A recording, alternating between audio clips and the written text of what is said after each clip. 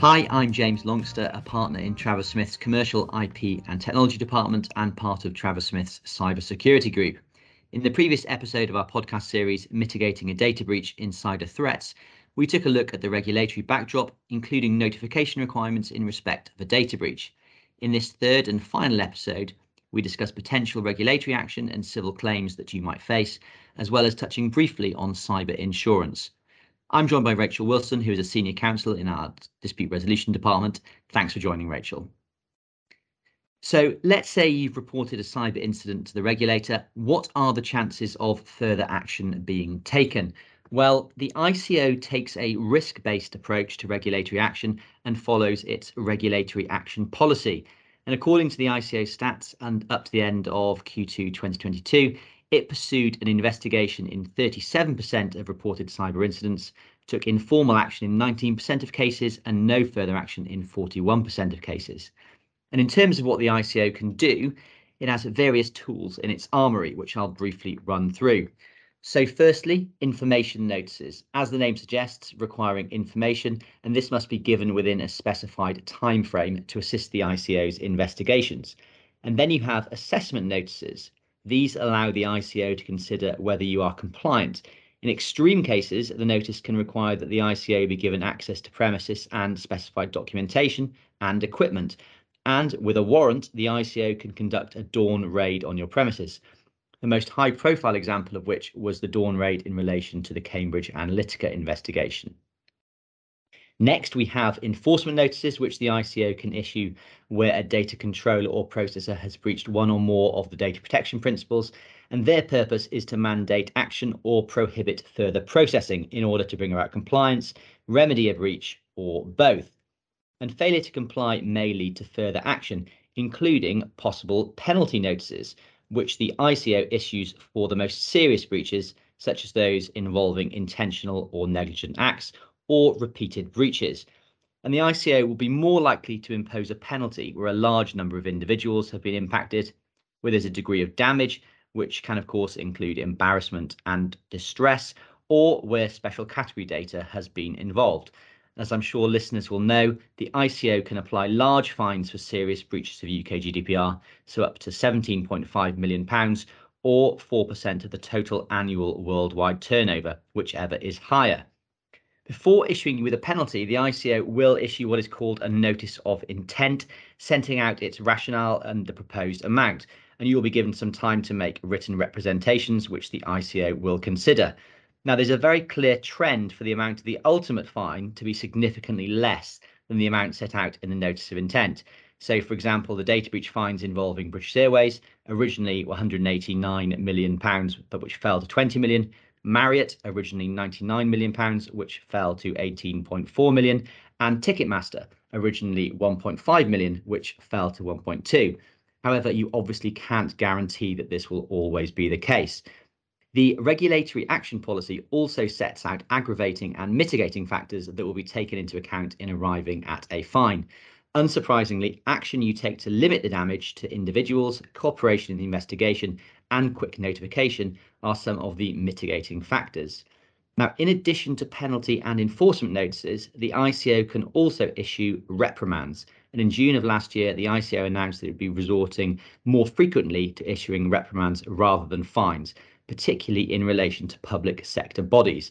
Now, a reprimand is a written letter stating that the ICO believes an organisation has not complied with the UK GDPR, typically issued following an ICO investigation, where an infringement is not serious enough to warrant a penalty or enforcement notice.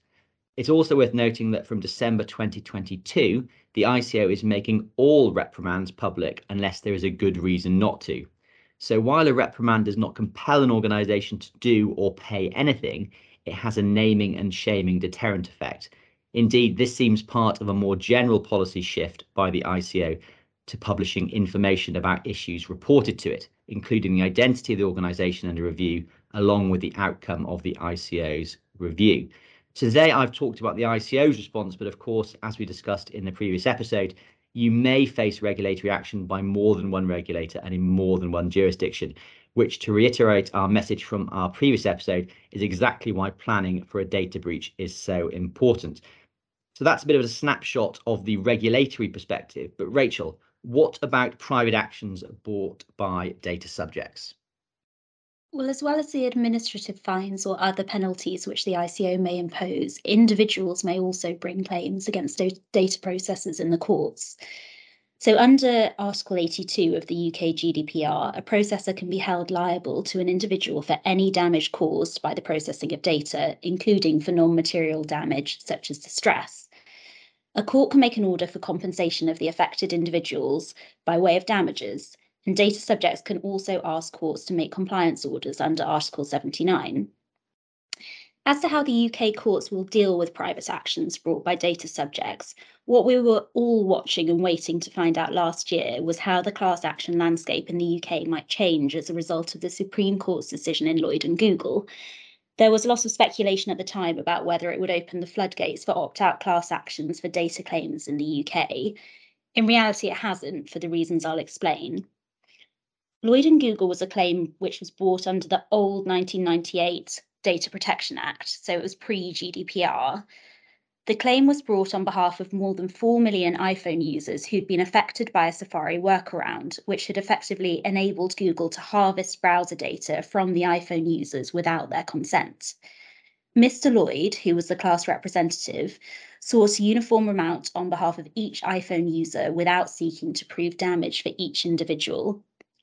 The amount sought was £750 per user, giving a total claim value in the region of £3 billion.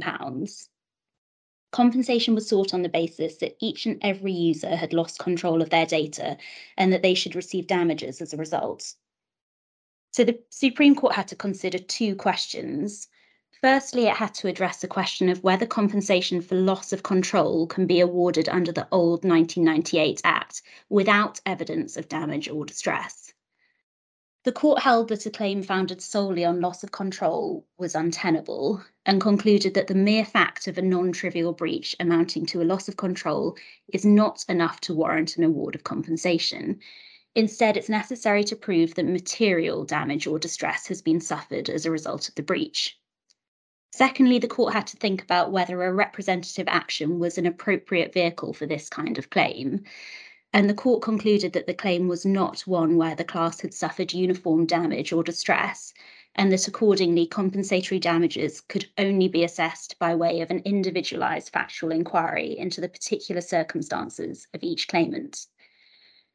The court speculated that an effective case management model for this kind of claim would effectively be a two-stage process, whereby a representative action would be brought first on an opt-out basis to determine common issues of liability, and if the claimants were successful at that stage, and the court confirmed that class members were entitled to seek compensation, those individuals could then pursue follow-on claims for damages on an individualised basis.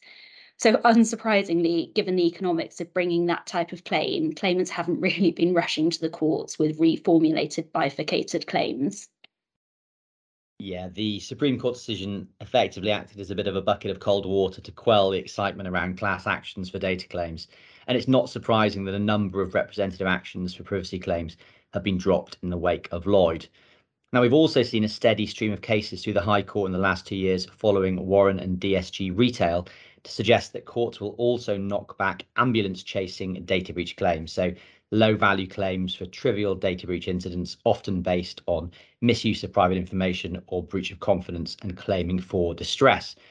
Now, these decisions make de minimis no win, no fee claims less attractive to claimant law firms and should in time, hopefully reduce the number of vexatious claims by which some organisations have been plagued. And in Europe, there seems to be a similar approach to non-material damage. A recent opinion of Attorney General of the CJEU also concluded that mere upset is not sufficient to trigger compensation under Article 82 of the EU GDPR. Now, finally, to round off this topic, we should just mention insurance. More of a postscript, really. Cyber insurance covers the losses relating to damage to or loss of information from IT systems and networks. It's a requirement of all cyber policies that any claims against the insured that are covered under the policy are notified to the insurer within a specified period. You'll need to build this into your response plan, as well as the need to make no admissions which might invalidate your cover. These requirements are almost always conditions precedent to the insurer's liability, so cover can be refused if the claim is not notified as required.